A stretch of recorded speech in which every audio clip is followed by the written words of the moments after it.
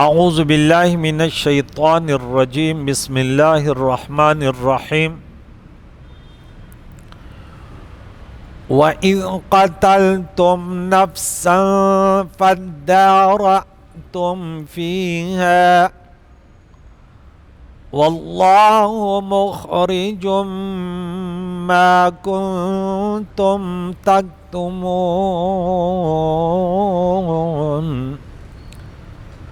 صدق اللہ العظیم۔ حضرات محترم، اللہ دارین کی سعادت نصیب فرمائے، حلاوت ایمان نصیب فرمائے آپ کو۔ یقیناً خوش نصیب یہ کہ اس پرفتن دور میں، فحش عریانی کے دور میں آپ کو اللہ نے قرآن پاک سننے کی توفیق عطا فرمائی۔ اللہ زندگی بھر اس نعمت سے محروم نہ فرمائے۔ سورہ بقرہ کی 71 آیتیں ہو گئی اور 8 رکوع۔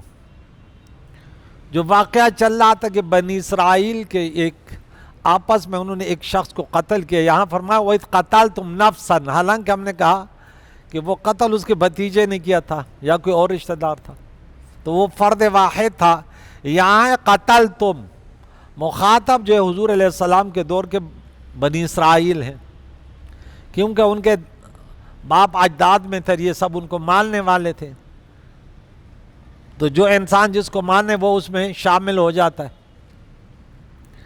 تم نے ایک جان کو قتل کیا، اور ایک جان کا قتل کتنا بڑا گناہ ہے، ہم سورہ مائدہ میں پڑھیں گے کہ من قتل نفسا بغیر نفس فکأنما قتل الناس جميعا، کسی نے اگر ایک نفس ناحق، ایک جان کو ناحق قتل کیا، گوئے کہ انہوں نے انسانیت کا قتل کر ڈالا۔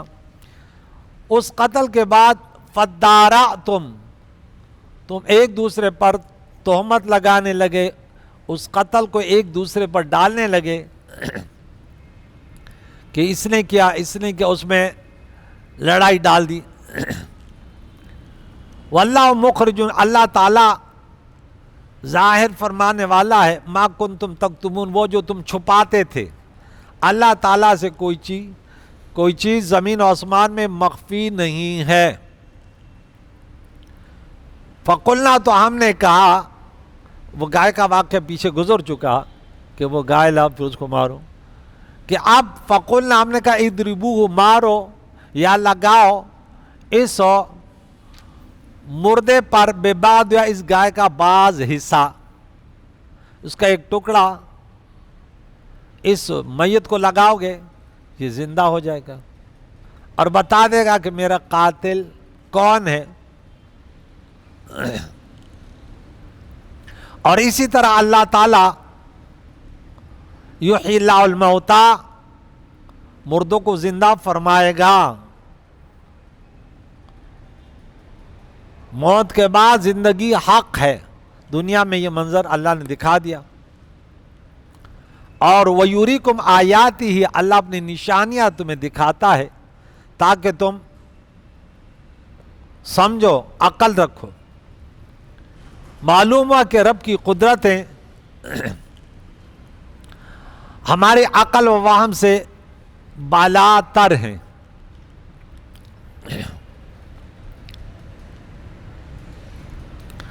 کہ گائے کا گوشت کا ٹکڑا مردے پر مارا گیا اور وہ رب کی قدرت سے کچھ دیر کے لیے زندہ ہو کر اپنے قاتل کا پتہ بتا کر پھر مردہ ہو گیا، پھر چل بسا۔ دوسری ہے کہ قربانی اور خون دینا حل مشکلات کے لیے اکثیر ہے۔ قربانی، آدم علیہ السلام کا واقعہ اپنے جمعہ کی نماز میں سنا، سورۃ نمبر 5 آیت نمبر 27 میں، کہ وَاتْلُ عَلَيْهِمْ نَبَأَ ابْنَيْ آدَمَ بِالْحَقِّ إِذْ قَرَّبَا قُرْبَانًا فَتُقُبِّلَ مِنْ أَحَدِهِمَا وَلَمْ يُتَقَبَّلْ مِنَ الْآخَرِ۔ محبوب نے آدم علیہ السلام کے بیٹوں کا واقعہ سنا، حابیل اور قابیل کا، جب انہوں نے قربانی کی، ایک کی قربانی قبول ہوئی اور ایک کی مردود۔ تو جس کی قربانی مردود ہوئی، اس نے، قابیل نے اپنے بھائی کو کہا میں تو تمہیں قتل کروں گا۔ اس نے بولا میرا کیا قصور ہے، اللہ تعالیٰ نیکوکاروں کی قربانیاں قبول کرتا ہے، ان کی مشکل آسان کرتا ہے. یہ اللہ کے ہاں شرط ہے کہ جو نیک ہوگا ان کی عبادتیں، ان کا ایمان قبول. منافقین نے بھی تو ایمان کا اعلان کیا نا، لیکن ان کا ایمان قبول نہ ہوا.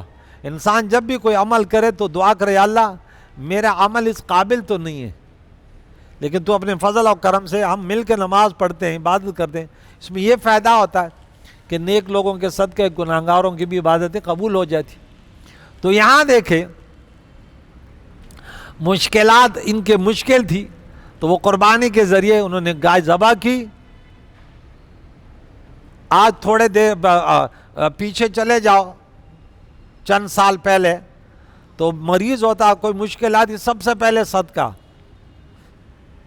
30 سال کی پہلے کی بات کر رہا ہوں، یا اتنا ہی تقریباً 20-30. تو علاقے میں کوئی بیماری وغیرہ آتی تو دیکھے چڑھ جاتی ہے، صدقے صدقے. ہم پڑھتے تو ہیں کہ صدقات سے بلائیں ٹال جاتی ہیں، لیکن ہم کرتے نہیں ہیں. اور حرام خوری سے بلائوں کا، گناہوں سے بلاؤں کا نزول ہوتا ہے. بدکاری سے، شراب خوری سے، بے نمازی ہونے سے گھر کی برکتیں اور بے چینیاں برستی ہیں. پھر کہتے ہیں پتہ نہیں کیا کیا. پھر جعلی پیروں کے بجا کر کہ ہم پر کسی نے، وہ کہتے ہیں یہ کسی نے جادو کیا. تو قربانی کرنا جو ہے یہ حل مشکلات کے لیے اکثر ہے، اور عالم غیب سے فیض لینے کے لیے قربانی کرنی چاہیے. تیسری یہ کہ جس کا ثبوت معجزہ سے ہو، وہاں گواہی وغیرہ کی ضرورت نہیں پڑتی. کہ یہاں جو گواہی دی کہ یہ قاتل ہے، وہ صرف مقتول نے کہا تھا، زندہ ہوا اور بولا یہ میرا قاتل ہے. کیونکہ یہ کہنا بطور معجزہ تھا. جیسے یوسف علیہ السلام کے پاک دامنی کا ثبوت صرف ایک بچے کی گواہی سے ہو گیا تھا، کیونکہ وہ بچے کا بولنا بطور معجزہ تھا. حضرت عائشہ صدیقہ رضی اللہ تعالی عنہا کی عصمت صرف قرآنی آیت سے ثابت ہو گئی کہ قرآن ہمارے عقائد و جہان کا سب سے بڑا معجزہ ہے. تو فرمایا ثم قصد، پھر سخت ہو گئے قلوبکم، تمہارے دل، من بعد ذالک، اس واقعے کے بعد. دیکھا خود مردے کو زندہ ہوئے دیکھا، اور پھر بھی منکر ہو گئے کہ یہ نہیں ہے، ہم نہیں مانتے، فلاں فلاں. میں نہ مانوں. اچھا انسان تو وہ اپنی غلطیاں مان لے نا. اور ہر درم شیطان نے بولا میں نہ مانوں، میں نے تو سجدہ نہیں کہ غلطی تھوڑی ہے، میں تو بہتر ہوں. اور یہ مجھ سے جو ہے نا، میں اس سے بہتر، انا خیر منہ. اللہ اکبر. رب فرماتا ہے فَيَكَ الْحِجَارِ، ان کے دل پتھروں کی طرح، او اشد قسوہ، بلکہ ان سے بھی زیادہ سخت. کیوں؟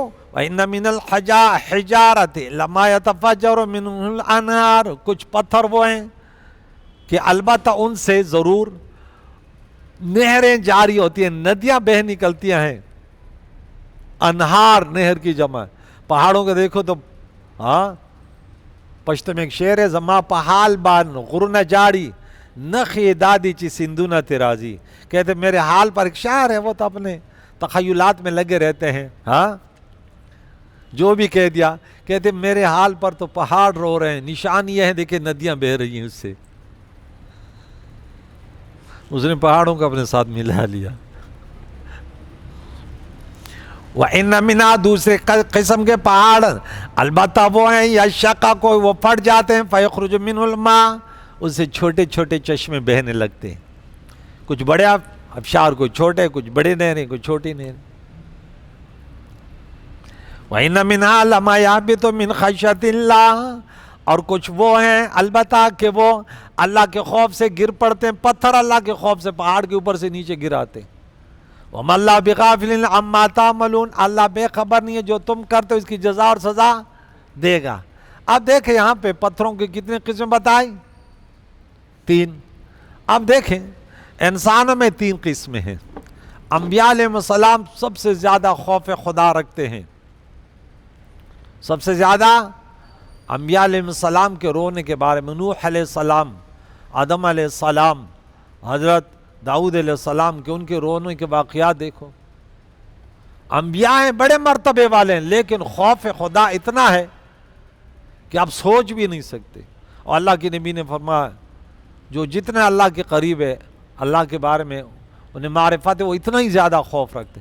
جبرائیل علیہ السلام فرشتوں کا سردار ہے، اور ایک دن رو رہا تھا. حضور نے فرمایا آپ کیوں رہے، اللہ نے آپ کو کیا مرتبہ دیا؟ کہتے شیطان کا بھی تو بڑا مرتبہ تھا، مجھے خوف یہ ہے کہیں اس سدراج میں تو نہیں، کہیں مجھے ڈھیل تو نہیں مل رہی. صمد ذات ہے، بے پرواہ، اس کو کس کی پرواہ. تو اس لیے وہ جتنا اللہ کا قریب ہوتا ہے، سب سے زیادہ انبیاء علیہ السلام خوف رکھتے ہیں، اس کے بعد اولیاء، اس کے بعد عام مسلمان. تو یہ نہریں اور پھر وہ چشمے اور پھر یہ پھسل جانا، کوئی نہ کوئی درجہ تو ہے نا. اس کے بعد چوتھا درجہ وہ انسانیت سے نکل جاتے ہیں کہ نہ نہریں بہتی ہیں اور نہ چشمے بہتے ہیں اور نہ وہ خوف خدا سے ہلتے ہیں. ان کے دل، یہ جو یہاں فرمایا کہ پتھروں سے بھی زیادہ سخت. بنی اسرائیلو، تمہارے دل تو پتھروں سے بھی زیادہ سخت ہو گئے. تو یہ پھر کل انعام ان کو پھر انسانیت کے درجے سے نکال کر، بھلے یہ جانور بلکہ جانوروں سے بھی بدتر ہیں. یہاں دیکھیں کہ ایک انسان جو دنیا سے چل بسا، وہ بات کرتا ہے اور اپنے مقتول کے بارے میں بتاتا ہے. یہاں ہم آپ کو چند واقعات سناتے ہیں کہ انبیاء علیہ السلام کی معجزات، حضور علیہ السلام کے معجزات. وہاں میں نے سنا کہ تی کے میدان میں موسیٰ علیہ السلام نے پتھر پر عصا مارا تو 12 چشمے پھوٹے. لیکن صلح حدیبیہ کے مقام پر حضور علیہ السلام نے اپنی ید اقدس کو ایک برتن میں رکھا تو 1400-1500 صحابہ پانی پی بھی رہے، نہا بھی رہے، اور انگلیاں مبارکوں سے چشمے رواں دواں ہیں. معجزات. یہاں علماء کرام نے یہ باتیں لکھی ہے تو ہم ان سے کچھ بیان کریں کہ اللہ کے نبی نے فرمایا کہ ہم سمجھتے ہیں کہ ان کے اندر کوئی شعور نہیں ہے. ہمارے سامنے تو یہ جمادات ہے نا، لیکن اللہ فرماتے ہیں ہر چیز اللہ تعالیٰ کی معرفت ہر ایک کو، یعنی وَمَا مِن شَيْءٍ إِلَّا يُسَبِّحُ بِحَمْدِهِ. ہر چیز اللہ تعالیٰ کی تسبیح اور تحمید بیان کرتی ہے، ہر چیز. یہاں دیکھیں چند حوالے صحیح بخاری، عبداللہ ابن عباس رضی اللہ تعالیٰ عنہ اور حضرت انس رضی اللہ تعالیٰ عنہ سے روایت ہیں کہ اللہ کے نبی نے فرمایا کس کے بارے میں؟ احد کے پہاڑ کے بارے میں، کہ ہم سے محبت کرتا ہے اور ہم ان سے محبت کرتے ہیں. یہ پہاڑ مجھ سے محبت کرتا ہے. تو بظاہر تو ہم تو نہیں سمجھتے نا، لیکن انبیاء علیہ السلام کی شان بڑی اعلیٰ ہوتی ہے. ہم تو بالکل گناہوں کے پتلے ہیں، اب گناہ میں لگے بالکل انسان محدود ہوتا جاتا ہے. لیکن جب انسان اللہ کی بندگی میں رسول اللہ کے مرتبے کو کوئی تصور بھی نہیں کہ کوئی پہنچ جائے، تو وہ انسان تو درکنار ہے، جمادات کی حالتوں سے بھی باخبر ہے کہ ہم سے محبت کرتے ہیں اور ہم ان سے محبت کرتے ہیں.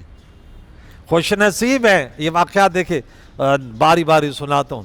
مسلم شریف کی حدیث ہے، حضرت جابر بن سمرہ رضی اللہ تعالیٰ بیان کرتے ہیں اقاد و جہاں نے فرمایا میں مکہ میں ایک پتھر کو پہچانتا ہوں جو اعلان نبوت سے پہلے مجھ پر سلام کرتا تھا، اب بھی میں ان کو پہچانتا ہوں، پتھر. ایک اور روایت حضرت عبداللہ بن عباس رضی اللہ تعالیٰ عنہ بیان کرتے ہیں رسول اللہ صلی اللہ علیہ وسلم نے فرمایا قیامت کے دن حجر اسود اور رکن یمانی کو اس حال میں اٹھایا جائے گا کہ ان کے 2 آنکھیں، زبان اور ہونٹ ہوں گے، اور جس نے ان کو پوری تعظیم کے ساتھ بوسہ دیا، چوما، اس کے حق میں گواہی دے گا یہ پتھر ہے. ہم جا کے ان کو بوسہ دیتے ہیں یا دور سے سلام حجر کرتے ہیں. ابو ذر غفاری رضی اللہ تعالیٰ عنہ بیان کرتے ہیں کہ آقا دو جہان نے 7 یا 9 کنکریاں اپنے ہاتھ میں لی، کنکریاں پتھر کی چھوٹی چھوٹی کنکریاں، وہ تسبیح کرنے لگی، شہد کے مکھیوں کی آواز جیسے ایسے آواز آنے لی، بنبناٹ۔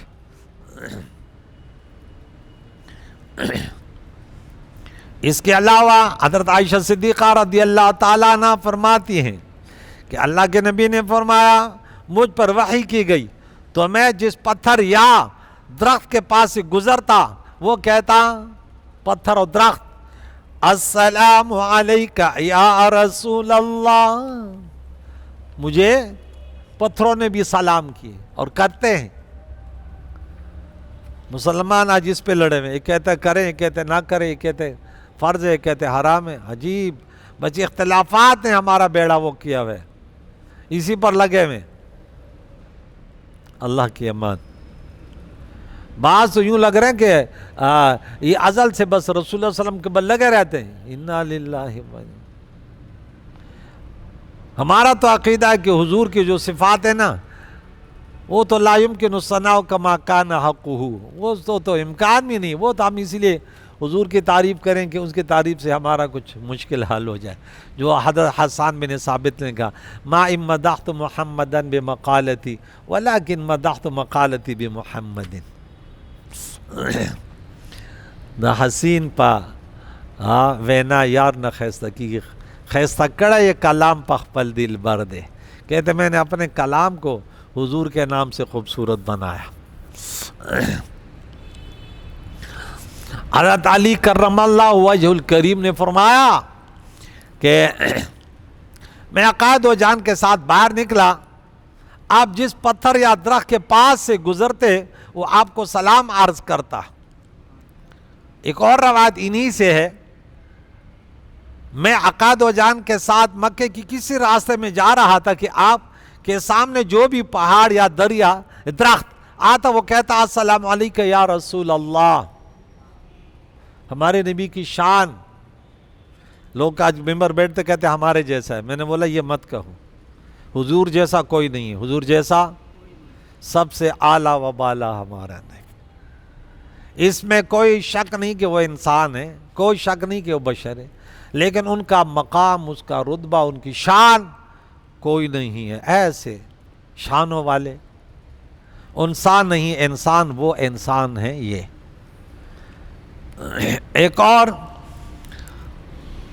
پتھروں کے علاوہ خشک درخت، ستون حنانہ عقائد و جان کے لیے جب ممبر بنا کے پہلے کھجور کا خشک تنے پر ٹیک لگا کے خطبہ دیتے تھے، اور جب ایک ممبر بنا کے حضور اس پر جلوہ گر ہوئے تو وہ کھجور کا خشک درخت سوکھا ہوا وہ رونے لگا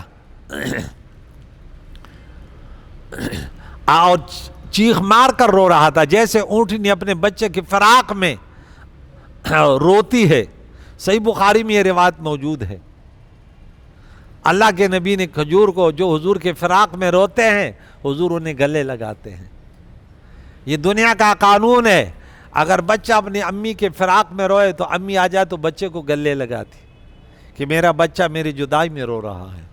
حضور رحمت للعالمین ہے، کائنات میں اس قدر محبت کرنے والا کوئی دوسرا نہیں ہے۔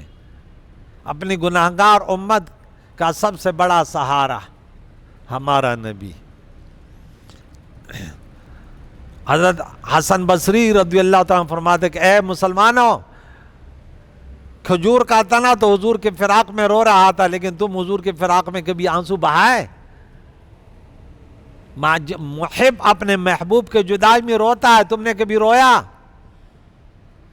ستون حنانہ سے تھوڑی سی جدائی آئی، آپ نے بھی کبھی رویا کہ یا اللہ ہمیں تو اپنا نبی اتنا یاد آتا ہے، ہاں، اور رونا شروع کر دے بس زبان پہ کہ غلامی رسول میں موت بھی قبول ہے اور گناہوں پر حملہ، ہاں یہ کہنا تمہارا فضول ہے۔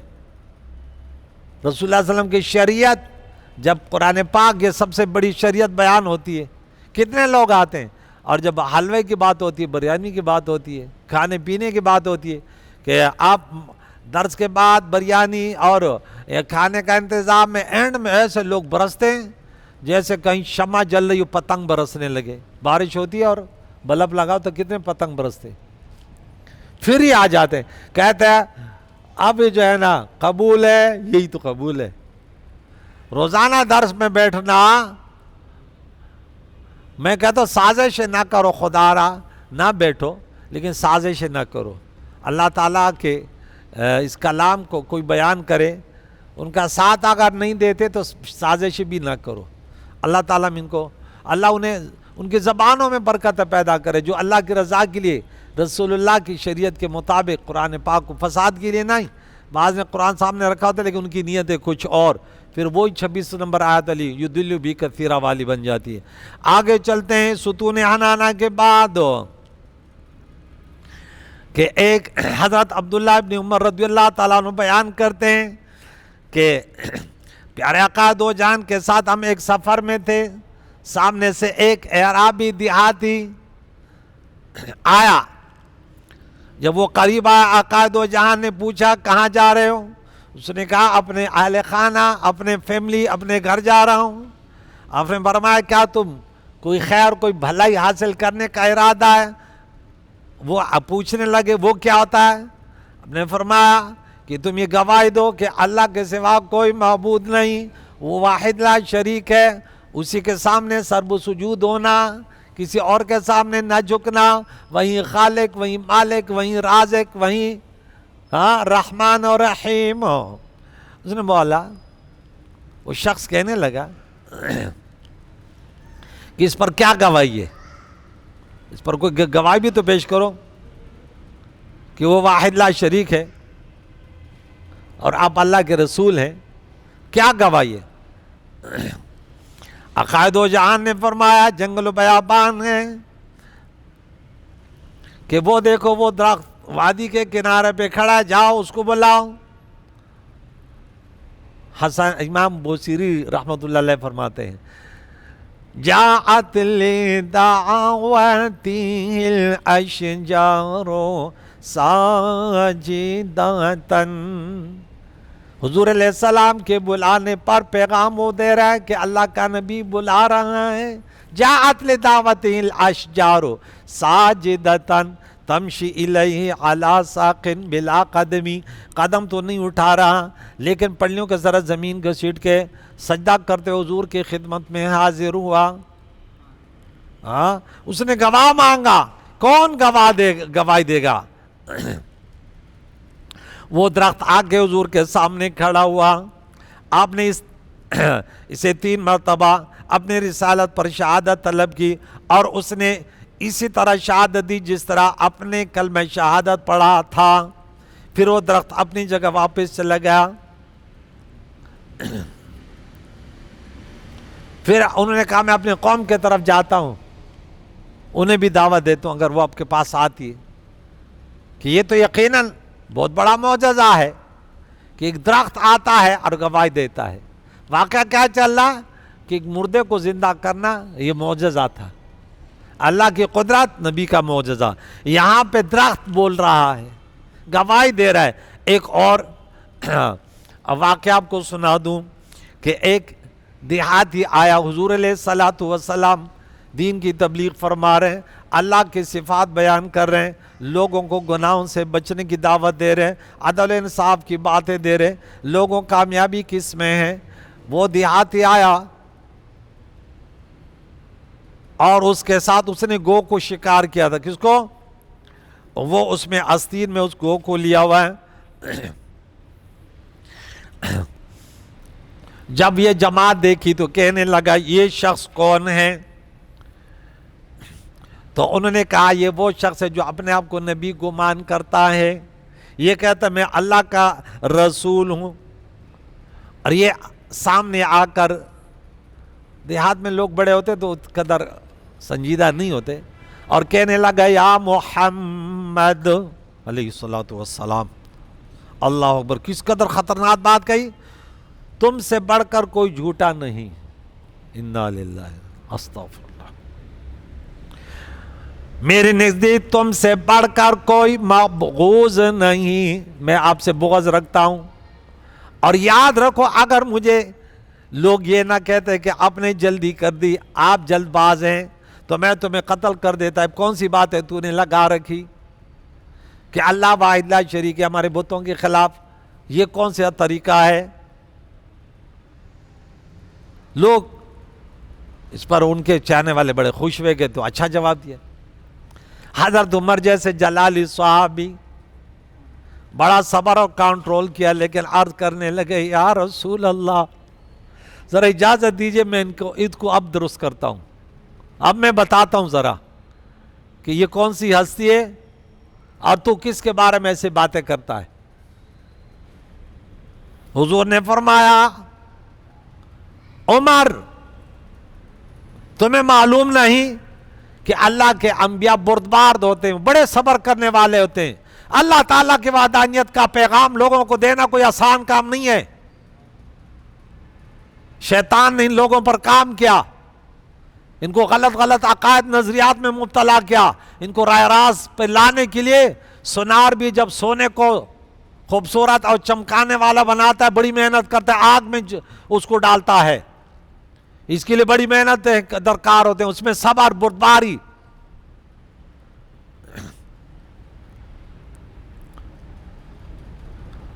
اس دیہاتی نے کہا یہ گو نکالی، یہ گو میں نے شکار کی، اگر یہ آپ پر ایمان لائے اور گواہی دے کہ اب اللہ کے رسول ہیں تو لات اور عزات کی قسم میں آپ پر ایمان لے آؤں گا. گو نکالیا سین سے، بولا یہ لی، یہ گو ہے. دب کہتے ہیں، ویسے دب ہم نے مختلف کتابوں میں پڑھا، عرب میں دب جو ہے نا اکثر وہ سانڈ کو بھی کہتے ہیں، سانڈ. پیارے آقا دو جہان ہمارے سامنے کوئی اس طرح پیش کرتا تو ہم کہتے بھائی ہم کیا سے، گو بات تھوڑی کرتی ہے. لیکن رسول اللہ علیہ السلام ارے وہ تو چاند کو بھی اشارہ کر دے تو آسمانوں پر دو ٹکڑے ہو جائے. حضور علیہ السلام کے ہاتھ ہمارے ہاتھ جیسے نہ تھے، پتھروں کو ہاتھ میں اٹھائے تو کلمہ پڑھنا شروع کر دے. گو سے فرمانے لگا اے گو.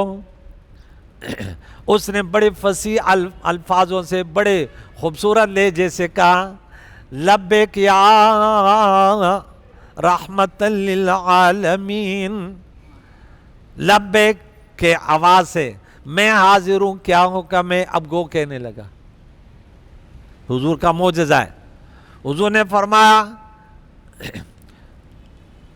کس کی عبادت کی جاتی ہے؟ اس نے کہا جس کا آسمان میں عرش ہے اور زمین میں اس کی سلطنت ہے، سمندر میں جس کی سبیل ہے، جنت میں جس کی رحمت ہے اور جہنم میں جن کے عذابات ہیں، وہ عبادت کا مستحق ہے. فرمایا گو میں کون ہوں؟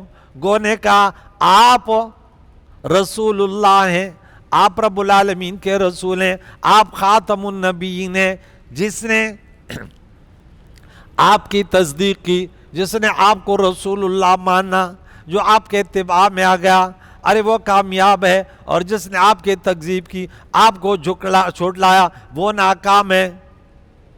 پھر اس دیہاتی نے کہا میں گواہی دیتا ہوں اللہ کے سوا کوئی عبادت کا مستحق نہیں ہے، اور میں گواہی دیتا ہوں آپ اللہ کے برحق اور رسول ہیں. بے شک جس وقت میں آیا تھا میرے نزدیک آپ سے بڑھ کر کوئی، میرے دل میں نفرتیں ہی نفرتیں تھی.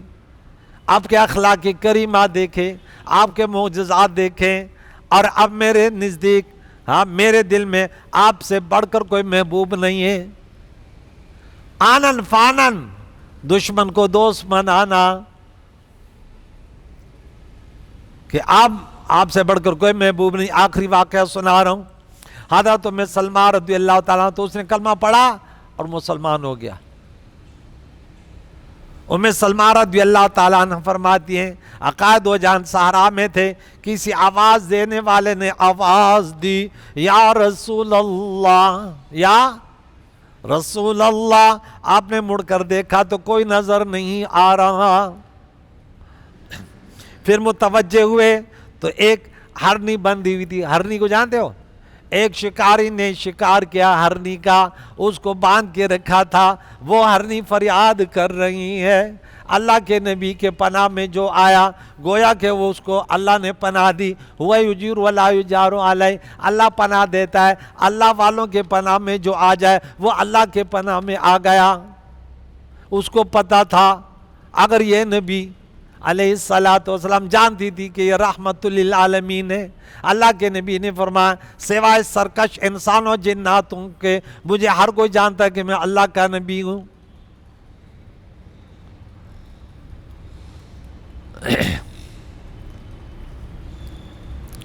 یہ ہرنی کہتی یا رسول اللہ میرے قریب آئیں۔ حضور علیہ السلام مجبوروں کی مجبوری دور کرنے کے لیے ان کے پاس جاتے تھے، فریاد رسوں کی فریاد سنتے تھے۔ فرمایا تمہیں کیا کام ہے اے ہرنی بتاؤ؟ اس نے کہا اس پہاڑ میں میرے 2 چھوٹے چھوٹے بچے ہیں، اس انسان نے مجھے شکار کیا، مجھے کھول دیں، جا کر انہیں آخری بار دودھ تو پلا کر آؤں۔ بچوں کی جدائی جانوروں کے لیے بھی بڑی مشکل ہوتی ہے، بچے بڑے پیارے ہوتے ہیں، پھر آپ کے پاس واپس آؤں گی۔ آقا دو جہان نے فرمایا اب ایسے کرو گی؟ کیا کہنے لگی سنو ذرا، اگر میں ایسا نہ کروں یا رسول اللہ، آپ سے کیے ہوئے وعدے پر وفا نہ کروں، مجھے اللہ تعالیٰ اس اونٹنی کے عذاب میں مبتلا کرے جس کے بچے گم ہو گئے اور وہ اس کے فریاد میں فریاد، اس کے جدائی میں فریاد کر رہی ہے۔ اللہ کے نبی نے فرمایا دنیا میں سب سے زیادہ اپنے بچوں پر دکھ پانے والی وہ اونٹنی ہوتی ہے۔ ہمیں کیا پتا، ہمیں تو کوئی پتہ ہی نہیں ہے۔ وہ ہرنی بھی جانتی تھی اللہ مجھے اس اونٹنی کے مصیبت میں مبتلا کرے جن کے بچے اس سے جدا ہو گئے، اور اس بچوں کی جدائی میں اللہ کسی کو اپنے بچوں سے جدا نہ کرے۔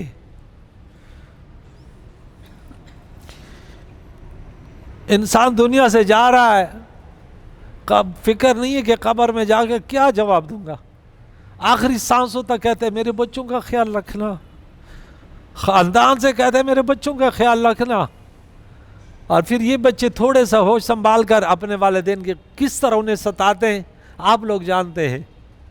ان کی اپنی قبر کی فکر نہیں ہے، کہتے میرے بچوں پر خیال رکھنا۔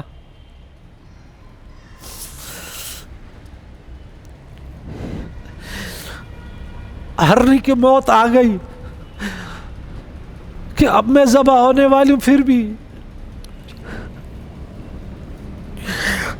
اپنے بچوں کی فراق میں رو رہی ہے، کہتے یا رسول اللہ مجھے اپنے بچوں کے پاس ایک مرتبہ جانے دے، میں تم سے وعدہ کرتی ہوں میں دوبارہ آؤں گی۔ اللہ کے نبی نے ذمہ داری لی، بولا ٹھیک ہے تو جا سکتی ہے، اپنے بچوں کو دودھ پلا کے آ جا۔ ہرنی کو کھولا، ہرنی چلی گئی، تھوڑے دیر بعد دیکھے وہ چھلانگیں لگا کے آ رہی ہے۔ بچوں کو پورا واقعہ سنا ہے میں نے رحمت للعالمین کو اپنے ذمہ داری میں دیا، یہودی کہیں نقصان نہ پہنچ جائے۔ اللہ کے نبی وہ یہودی سو رہا تھا، اٹھایا، بولا دیکھیں میں آپ کو کہتا ہوں اس کو معاف کر دے، اس جانور کو، اس ہرنی کو چھوڑ دے۔ اس نے کہا ٹھیک ہے میں اس کو چھوڑتا ہوں۔ پورا واقعہ لمبا طویل واقعہ میں مختصر سے واقعہ میں نے معجم کبیر جلد نمبر 23 آیت نمبر 332۔ وہ ہرنی کو جیسے اللہ کے نبی نے آزاد کیا، اللہ قیامت کے دن ہمارے نبی کی شفاعت سے ہمیں جہنم سے آزاد کرے۔ یقیناً رسول اللہ جس کی شفاعت کریں گے، اگر ایمان کے حالت میں دنیا سے جاؤ گے تو کامیابی ہوگی، یاد رکھو۔ دولت ایمان شیطان نے چھین لیا تو پھر کوئی کامیابی کے دروازے بند ہوں گے، یاد رکھنا۔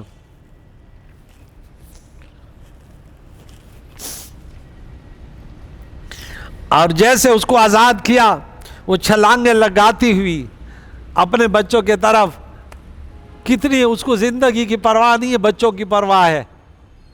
اس نے زندگی کی بھیک نہیں مانگی تھی، اپنے بچوں کو شکم سیر کرنے کی بھیک مانگی تھی کہ چلو تھوڑے دیر کے لیے دودھ تو پی لیں گی، تھوڑا زندگی تو اس کی آرام سکون سے مل جائے گی انہیں۔ کہ میں گواہی دیتی ہوں کہ اللہ کے سوا کوئی معبود نہیں، اور بے شک میں گواہی دیتا ہوں آپ اللہ کے رسول ہیں۔ تو یہ چند واقعات آپ نے سنے، کہ آج ہمارے درس میں کہ اس قسم کے پتھر بھی وہ اللہ کے خوف سے ان سے دریا بہ رہے ہیں، ان سے چشمے پھوٹ رہے ہیں، وہ اللہ کے خوف سے گر رہے ہیں۔ انسان ایک تو ہے، خرنیزیاں تو کرتا ہے، بدکاریوں میں تم لگا ہوا ہے، دوسروں کو ستانے کا تمہاری زندگی کا مشغلہ ہے۔ کون سے اعمال تو کر رہا ہے؟ آج تمہیں اللہ نے اس لیے پیدا کیا تھا۔ انسان جس نبی کو تو اپنا رسول مانتا ہے، اس نے تمہیں یہ تعلیمات دیے ہیں، اس نے تمہیں یہ اللہ کا کلام لے کے دیا کہ بروں کے ساتھ بھی برا نہ کرو۔ حضور علیہ السلام نے انسان تو درکنار، دنیا کی کون سی مخلوق ہے جس کے لیے حضور رحمت نہ بن کر آئے؟ اس لیے سورہ نمبر 21 آیت نمبر 107 میں رب نے فرمایا وَمَا أَرْسَلْنَاكَ إِلَّا رَحْمَةً لِّلْعَالَمِينَ۔ واقعہ بنی اسرائیل کا تھا، لیکن بنی اسرائیل کو بتایا کہ دیکھ تم اس نبی کے نافرمان بن رہے ہو۔ آج جس کے انتظار میں تم مدینہ منورہ میں بس رہے تھے کہ یہ تشریف لائیں گے وَيَسْتَفْتِحُونَ عَلَى الَّذِينَ كَفَرُوا، اور تم کافروں کے خلاف اللہ تعالیٰ سے اس نبی کے وسیلے سے مدد مانگتے تھے، اور جب یہ نبی جلوہ گر ہوا دنیا کی وجہ سے، تمہاری پیری مریدی کی وجہ سے، تم نے آج اس نبی سے منہ پھیرا اور اس کے خلاف سازشیں کرتے ہو، تمہارا چھٹکارا نہیں ہوگا۔ کریم مولا سے دعا ہے اس رسول کے پیارے نبی کے پیارے سنتوں کو سیکھ کر، اس قرآن کو پڑھ کر اس پر عمل کریں، دوسروں تک پہنچانے کی اللہ توفیق عطا فرمائے۔ وصلی اللہ تعالی علی خیر خلقہ محمد وعلی آلہ وصحبہ اجمعین برحمتک یا ارحم الراحمین۔